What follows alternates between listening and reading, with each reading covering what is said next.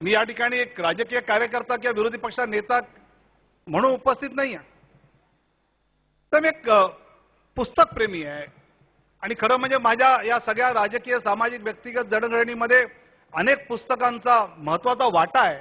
सामाजिक जाणीवा त्यांची संवेदना जी टिकून राहते ती त्या काळात टिकून राहिली।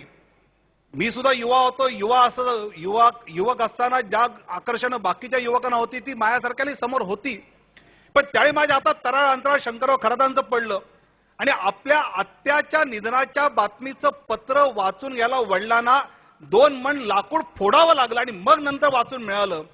हे ज्यावेळी विनोद तावडे त्या कॉलेजमधला वाचतो ते त्याची करिअरची दिशा स्पष्ट त्या तराळ अंतराळमधनं होते। मला वाटतं की शेवटी आज प्रश्न आहे की या पद्धतीची आव्हान हे डिजिटल रेव्होल्यूशन झालेलं आहे। चॅनल्सच्या माध्यमातून, फेसबुकच्या माध्यमातून, SMS च्या माध्यमातून या सगळ्या डिजिटल क्रांतीला आपण जे काही सामोरं जायचं आहे ती जबाबदारी साहित्याने उचलली पाहिजे। मी दिल्लीतली घटना घडली, कायदा सुव्यवस्था कडक करू, पण केवळ कायदा सुव्यवस्था जबाबदार आहे का हो? माझं मत आहे समाज व्यवस्था तितकी जबाबदार आहे आणि ती समाज व्यवस्था जोपर्यंत या समाजात स्त्री पुरुष समानतेची बीज पूर्णपणे रोवणार नाही तोपर्यंत अशा घटना कितीही कायदे कडक केले तरी थांबणार नाही। त्यामुळे माझं तर प्रामाणिक मत आहे की जेवढा खर्च तटकरे आपण कायदा सुव्यवस्था करतो त्यातला काही खर्च जर या साहित्याच्या माध्यमातून या संवेदना अधिक जागरूक करत या सगळ्या समाजामध्ये ही आव्हानं पेलण्याची सार्थकता निर्माण करण्यासाठी आपण केलं तर जास्त आवश्यक ठरेल आणि ते करण्याची गरज मला वाटतं की अशा साहित्यातून आज आहे। मगाशी मी कथाकथन ऐकत होतो आणि योगायोगाने असेल पण त्यातल्या 80% कथा या ग्रामीण भागाच्या होत्या, चांगल्या होत्या। त्यातला गर्भित अर्थही चांगला होता, त्यातला संदेशही चांगला होता, त्यातला विनोदही चांगला होता। पण हेच प्रतिबिंब मी साहित्यात पाहतो की ग्रामीण साहित्य या प्रकारचं साहित्य खूप वाचायला मिळतं, पण महाराष्ट्रामध्ये शहरीकरणाचं प्रमाण 46% झालंय। देशाचं 24% नागरीकरणाचं प्रमाण आहे। आता गावांचं शहरांमध्ये प्रसार होतोय, महानगर होत असताना महानगरातल्या संवेदना कशा जागा होतील यावरचं साहित्य हे आता खूप कमी प्रमाणात वाचायला मिळतं आणि ते साहित्य निर्माण होणं गरजेचं। एका बाजूला जर 46% नागरीकरण हा जर महाराष्ट्राचा रेट असेल आणि इतकी मोठ्या प्रमाणात शहर आणि महानगर उभी राहणार असेल तर त्या महानगरातल्या ज्या संवेदना असतील त्या जागा होतील अशा पद्धतीच्या साहित्याची निर्मिती ही आज काळाची गरज आहे असं माझ्यासारख्या कार्यकर्त्याला ज्यावेळी मी या शहरांमधल्या वेगवेगळ्या वस्त्यांमधनं फिरतो त्यावेळी मला प्रामुख्याने त्यातलं जाणवत असतं। आणि त्यामुळे अशी साहित्याची आव्हानं जे समाजासमोर आपल्या आव्हानं आहेत ती आव्हानं पेलण्याची ताकद साहित्याच्या माध्यमातून आपल्याला सहजपणे कशी पूर्ण करता येईल याकडे लक्ष देण्याचं काम मला वाटतं केलं पाहिजे। आणि ती करत असताना अनेक वेळा असं पाहायला मिळतं की म्हणजे जेव्हा केव्हा मी ठरवून महिन्यातून 2दा, एकदा 3 महिन्यातनं एकदा ठरवून पुस्तकाच्या दुकानात जाऊन पुस्तक कुठलं घ्यायचं याचा विचार करत असताना पुस्तकं कुठली घ्यायची हे पाहत असतोच, पण सहज तिथे उभं राहून कोण आलं आणि कुठलं पुस्तक घेऊन गेलं तर त्याची जी संख्या वाटते ती एक तर सगळ्यात जास्त जातं पुस्तक पाककलेचं। 2 पाककलेवाले गेले की 2 वजन कसं कमी करायचं ते देवेकर बाईचं पुन्हा घेऊन जातो, म्हणजे मग कोणी स्तोत्र मंत्रवालं पुस्तक जातं आणि हे 5-7, 8 गेल्यानंतर एखादं त्यातलं साहित्य जातं। हे मला असं वाटतं की आव्हान आहे। म्हणजे ज्यावेळी सामान्य माणूस या ठिकाणी येऊन जी पुस्तक विक्री तरी पुस्तक साहित्य विक्री चांगली होत असते। म्हणजे आपल्याला या साहित्य संमेलनातल्या या सगळ्या स्टॉल्स वर फिरल्यानंतर सगळ्यांशी बोलल्यावर जाणवतं की काही कोटीच्या घरात ही त्यातली विक्री जात असते। त्यामुळे ही साहित्याची भूक आहे की इथली उपस्थिती जो हे दाखवते ही साहित्याची भूक या मराठी माणसाला आज आहे। पण ती भूक जी आहे ती भूक भागवणारी निर्मिती ही आपल्याला काय पद्धतीने कशा पद्धतीने गतीने आणि अधिक सक्षमपणे या काळात आणता येईल याचा कुठेतरी विचार केला पाहिजे। हे खरं आहे की परवा आदरणीय शरद पवार साहेबांनी उल्लेख केला की ज्ञानपीठ पुरस्कारामध्ये मराठी साहित्यिकांची आपल्याला कमी दिसते किंवा नोबेलच्या ह्याच्यामध्ये तर आपल्याला आपला नंबर कधी लागेल याचा आपण विचार करतो आणि आपल्याकडे झाले नाहीत का तर झाले ना। मी तेंडुलकर असतील, माडखोलकर असतील, अनेकांची किती नावं घेऊ, अनेकांची साहित्य अशी आहेत की जी ज्ञानपीठ पुरस्कार किंवा नोबेलच्या रांगेत जाऊन बसू शकतात अशी ही साहित्य आहेत। पण ज्यावेळी रवींद्रनाथ टागोरांच्या गीतांजलीला नोबेल पुरस्कार मिळाला त्यामधलं एक प्रमुख कारण जे मान्यवरांकडून सांगितलं की त्या गीतांजलीला WB ईट्सने हे त्याचं हे केलं होतं, भाषांतर करून म्हटलं होतं, त्यामुळे ते नोबेलच्या परीक्षक मंडळासमोर ते आलं. पण आज आपल्या महाराष्ट्रामध्ये, मी केवळ विरोधी पक्षाचा आहे की पण एक राजकीय व्यवस्थेच्या मधला भाग म्हणून मी मानतो की केरळमध्ये मल्याळी साहित्याचं भाषांतर करण्याचं एक वेगळं स्वतंत्र त्यांचं मंडळ आहे की ज्याला वर्षाला 250 कोटी रुपये केरळ सरकार देत असतं. आणि त्यावेळी मल्याळी साहित्य हे देशाच्या पातळीवर अनेक वेळा पाहायला मिळतं आपल्याला. आपलं मराठीचं साहित्य भाषांतरित झालं पाहिजे याची व्यवस्था कुठेच दिसत नाही. याची ज्या राज्य सरकारच्या आमच्या म्हणजे सत्तेत आज काँग्रेस होतो किंवा आधी आम्ही होतो, या काळामध्ये ज्या 6-7 वेगवेगळी मंडळ आहेत राज्य सरकारने मराठी भाषेसाठी साहित्यासाठी केलेली, खरंच त्यांच्या कामाचा लेखाजोखा कधी घेतला जातो का? आणि तो घेतल्यानंतर त्याला ज्या प्रकारचं आर्थिक पाठबळ देणं गरजेचं आहे ते आम्ही देतो का? आणि इथे कुठेतरी आपण लंगडं पडतो असं वाटतं. एका बाजूला कर्नाटकावर टीका करत असताना कर्नाटकचं कन्नड भाषेच्या कामासाठी त्यांनी जवळजवळ दरवर्षी 525 कोटी रुपयाचा त्यांचं वेगळं बजेट ठेवलंय आणि त्या मात्र कन्नड साहित्याला त्यांनी राज्य आंतरराष्ट्रीय स्तरावर पोहोचवायचं काम करण्याचं ते त्या ठिकाणी करतं. आणि मला वाटतं की केवळ इंग्रजी वाढतं, इंग्रजीचा प्रभाव वाढतो, इंग्रजी शाळा वाढतायत आणि मराठी शाळा बंद पडतायत, यावर आपण बोलत न बसता मला सांगावं, इंग्रज ज्यावेळी इंग्लिश हे जगात नव्हतं ते लॅटिन होतं, पण जवळजवळ 70-80 वर्षाच्या प्रयत्नानंतर लॅटिनला पुसून टाकायचं काम इंग्रजांनी केलंच की नाही? असं कुठेतरी एकदा आपण ध्यास घेणार आहोत का?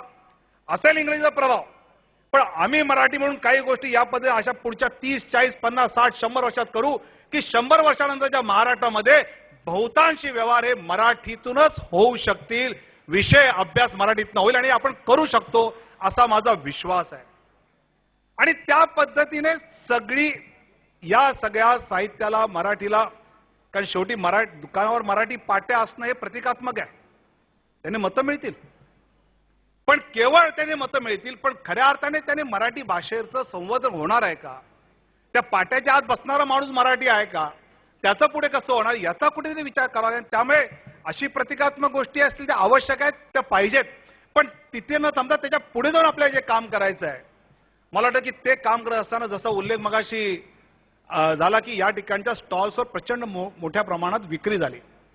आणि ज्यावेळी मी पुण्याच्या एक साहित्य संमेलनात गेलो होतो आणि स्टॉल्स धारकांशी चर्चा केल्यानंतर त्यावेळी सन्माननीय मुख्यमंत्री अशोक चव्हाण होते आणि सभागृहामध्ये तटकरे साहेब मी हा विषय मांडला की मी पुण्याच्या साहित्य संमेलनात स्टॉल्सवर इतक्या प्रमाणात, पुण्यात तर उपलब्ध आहेत मराठी पुस्तकं, तरी पण तिथल्या साहित्य संमेलनामध्ये काही कोटीची विक्री झाल्यानंतर मी काही प्रकाशन संस्थांना आणि काही आयडियल बुक डेपो किंवा जवाहर आमच्या मुंबईत त्यांच्याशी चर्चा केल्यानं मला लक्षात आलं की त्यांना नवी मुंबईत दुकान मराठी पुस्तकाचं उघडायचं आहे, पण जागेचे भाव एवढे जबरदस्त वाढले आहेत की त्या भावात ते दुकान घेऊन मराठी पुस्तकातलं कमिशनच्या माध्यमातून आम्ही काय हे दुकान त्याचं भाडं देऊ शकत नाही किंवा आम्ही त्याचं हप्ते भरू शकत नाही. आणि याच्यावर उपाय मग त्यावेळी तत्कालीन मुख्यमंत्री अशोक चव्हाणांनी काढला होता की महापालिका नगरपालिकांमध्ये काही गाळे हे मराठी साहित्याच्या पुस्तकासाठी राखीव ठेवले जातील. पण आमच्या अनेक घोषणा या केवळ घोषणा राहतात, आज तक ते झालेलं नाही. तटकरे साहेब स्वागत अध्यक्ष म्हणून तुमची जबाबदारी आज संपत नाही. उद्या गेल्यानंतर दादांच्या गळ्यात उतरवण्याची बरीच कामं तटकरे साहेब तुम्हाला जमतात, हे आपण नक्की करून घेतलं पाहिजे. या सगळ्या साहित्यिकांच्या समोर तुम्हाला सांगितलं, बरोबर आहे की नाही? ही जोडी एकत्र करू. आणि तसं तटकरे साहेब हे खरे साहित्यिक आहेत, कारण श्वेतपत्रिकेसारखं ललित साहित्य आजपर्यंत महाराष्ट्रात कुठे उभं राहिलेलं मी तरी पाहिलेलं नाही. त्यामुळे ते स्वागत अध्यक्ष कुठेही राजकारणी म्हणून नाही तर साहित्यिक म्हणूनच आहेत, माझे मित्र आहेत. पण त्यातला विनोद बाजूला, पण तटकरे साहेब खरंच ही गोष्ट आपल्याला करून घेतली पाहिजे. आणि तरच मला असं वाटतं की आपण राजकीय कार्यकर्ते, राजकीय व्यवस्थेतले कार्यकर्ते ज्यावेळी अशा ठिकाणी येतो तर या ठिकाणी आल्यानंतर इथून जाताना आपण ह्या सगळ्या साहित्यप्रेमींना कुठेतरी हे वचनबद्ध केलं पाहिजे की किमान या 2 गोष्टी आम्ही येत्या काळामध्ये त्यातल्या पूर्ण करू. आणि शेवटचा एक मुद्दा मला प्रामुख्याने जो जाणवतो तेवढा मांडतो की साहित्य संमेलनामध्ये आपण लहान मुलांचं एक सत्र असतं, कथाकथन असतं, एमएसवर सुद्धा एक वेगळं साहित्याची निर्मिती व्हायला लागलेली आहे. याच्यावर टीका होऊ शकते, ते काय साहित्य आहे का, त्या काही 4 गोष्टी आहेत का? पण माझं असं म्हणणं की तरुण पिढी काही ना काही पद्धतीने वेगवेगळ्या गोष्टी या त्या ठिकाणी मांडते आणि ते जर मांडत असेल आणि ज्यावेळी मी फेसबुकवर जातो, पाहतो, वाचतो, त्यावेळी खरंच अनेक वेळा मनामध्ये संभ्रम असल्यानंतर त्यातल्या एखाद्या 4 ओळी वाचल्यावर आपल्याला त्यातला मार्गही सुचतो. असं इतकं वेगवेगळ्या प्रकारचं साहित्य या फेसबुक, SMS च्या माध्यमातून आणि ब्लॉग्सच्या माध्यमातून आपल्याला पाहायला मिळतं.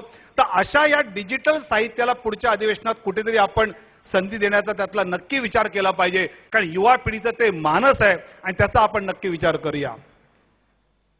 कोतापल्ले सर, तुम्ही सांगितलं की लेखकाने कुठेतरी भूमिका घेतली पाहिजे आणि ती भूमिका घेतली पाहिजे असं म्हणत असताना आग्रहाने आपण मांडलं आणि ते योग्यही आहे, कारण ती शेवटी भूमिका लेखकाची असली पाहिजे. पण ती भूमिका घेत असताना काल मी नेमाडे सरांचं वक्तव्य वाचलं. साहित्य संमेलनाविषयी काय बोलले यावर आपण बोलाल, पण ओवेसीने जे काही वक्तव्य केलं त्याचं समर्थन करताना नेमाडे सरांनी जे म्हणजे नेमाडे सरांच्या हिंदूचा, नेमाडे सरांच्या कोसलाचा, बिडारचा, झहरीलाचा, देखणे काव्य संग्रहाचा मी सुद्धा चाहता आहे. एक साहित्यिक लेखक म्हणून मी त्यांचा खूप मोठा चाहता आहे. पण नेमाडे सरांनी ज्यावेळी अशा प्रकारचं वक्तव्य केलं की महाराष्ट्रात राष्ट्रीय स्वयंसेवक संघ निर्माण झाला, महाराष्ट्रामध्ये सावरकर निर्माण झाले, महाराष्ट्रामध्ये सनातन निर्माण झाले, त्याची प्रतिक्रिया होणारच. पण नेमाडे सर, पाकिस्तानात तर सावरकर आणि राष्ट्रीय संघ नव्हता, तिथे सुद्धा तालिबानी आज दहशतवाद करतायत. अमेरिकेत ट्विन टावर्स मध्ये तर संघ नव्हता, सावरकर नव्हते, मग तरी तिथेही दहशतवादी आलेले आहेत. आणि त्यामुळे मला नेमाडे सरांचं हे ऐकल्यानंतर आश्चर्य नाही वाटलं, चिंता वाटली. भूमिका असली पाहिजे, पण आपण भूमिका घेताना कुठल्या प्रकारच्या प्रवृत्तींना पाठिंबा देतो? एका बाजूला समाजामध्ये असहिष्णुता वाढत चालली आहे, त्या असहिष्णुता वाढली आहे, त्याचं कुठेतरी आपल्याला आव्हान पेलायचं असताना अशा प्रकारे आपण जर समर्थन करणार असू तर खरंच युवा पिढीला या साहित्यिकांपासून जी भूमिका घेतात त्या भूमिकांचं कशा प्रकारे त्यांनी त्याचं विश्लेषण करायचं आणि त्यातून काय घ्यायचं हा त्यातला प्रश्न मला नेहमीच पडतो. आणि त्यामुळे अशी सगळी आव्हानं आहेत. मगाशी म्हटलं असं डिजिटल रेव्होल्युशनच्या माध्यमातून, घरात चॅनल्सच्या माध्यमातून आपल्या आव्हानं आली आहेत आणि याला तोंड देत असताना आपल्याला साहित्य आणि पुस्तक हे त्यातलं वाचवू शकतं आणि ती गावागावात गेली पाहिजे. ती गावात नेण्याची व्यवस्था आपली ग्रंथालयं सुद्धा आहेत, पण त्या ग्रंथालयांना सुद्धा मगाशी मी म्हटलं तटकरे साहेब, आपण 3 वर्षापूर्वी त्यांचं अनुदान दुगणं करायचं मान्य केलं होतं, पण ते आज तितकंही झालं नाही. ही जर ग्रंथालय जगवली तर या चॅनल्सच्या माध्यमाच्या सगळ्या आव्हानांना आपण सशक्तपणे आव्हान ते पेलू शकतो, कारण ती ग्रंथालय यावरचा उतारा ठरतील हा माझा विश्वास आहे. त्यासाठी सुद्धा आपण इथून जाताना सगळ्यांना एक तुम्ही आणि मी मिळून वचन देऊया की याचाही आपण कुठेतरी नक्की त्यातला विचार करू. आणि त्यामुळे आज कोकण भूमीत आपण सगळे आलात. मी एक कोकणातला राहणारा कार्यकर्ता आहे आणि कोकणामध्ये इतकं देखणं साहित्य संमेलन आपण सर्वांनी मिळून यशस्वी केलं आणि त्यामुळे या साहित्य संमेलनातले वाद विसरूया आणि या साहित्य संमेलनाचा जो ठराव येईल आणि त्यातून ज्या पुढच्या काही गोष्टी मराठी साहित्याला वाढवण्यासाठी आपल्या समोर मांडल्या जातील त्या 365 दिवस त्यातल्या आपण पुढे कार्यरत राहूया. कोतापल्ले सर, कोकणासाठी आपण विशेष वेळ द्या, अधिक चांगल्या ठिकाणी, कारण शेवटी कोकणातल्या माणसाला हे सगळं साहित्यिक पाहायचे असते म्हणून इतकी मोठी गर्दी आहे आणि अधिक जर आपण गावागावात आपली टीम घेऊन आला तर याहून मोठं स्वागत. आमची भूक मोठी आहे, ती आपण पूर्ण करू शकता हा विश्वास व्यक्त करून माझं बोलणं संपवतो. धन्यवाद. जय हिंद.